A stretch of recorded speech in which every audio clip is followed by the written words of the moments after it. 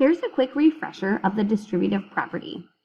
So let's say we have a 3 on the outside of the parentheses and 2c plus 4h inside the parentheses. That means we have 3 groups. And in each group we can have 2 circles. I'm just picking something that starts with the letter C. And 4 H's. All right, let's go with hearts. So 4 hearts.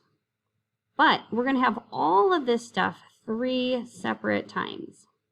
So I'm going to highlight that, copy it, and copy it again. All right, so we have 3 groups. Each of those groups has 2 circles and 4 hearts. So what do we have all together? Well, all together we have 6 circles and 4, 8, 12 hearts. All right, if you didn't want to make a picture, what you could do is take that 3, which is kissing the parentheses, and multiply it or distribute it by each term inside the parentheses. So 3 times 2 is 6. Keep the variable c. 3 times 4 is 12. Keep the variable h.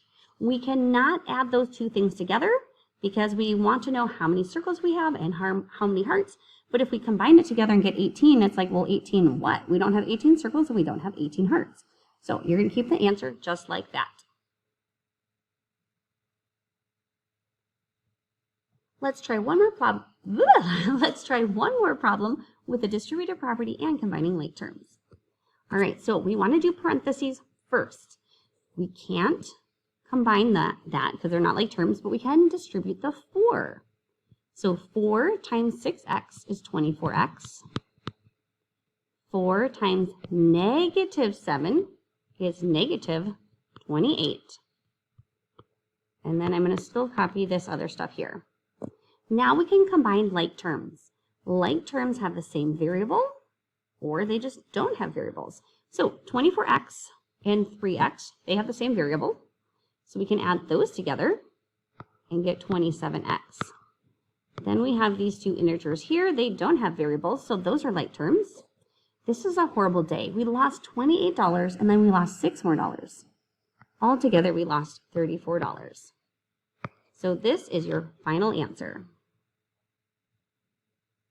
Now let's just say maybe on the other side of this, there was a specific number over here. Let's just say 100. I don't know if this will end up having a pretty answer, but we'll find out.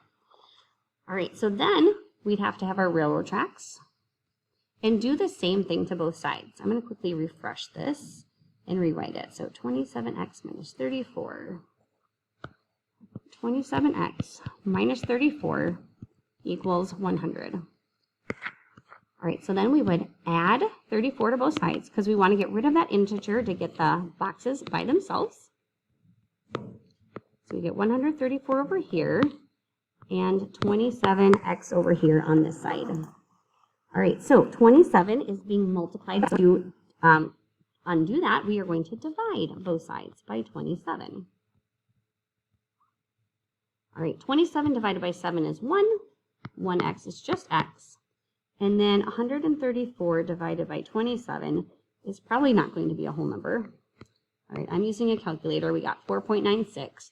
However, it's also okay to just have this one as your answer as well.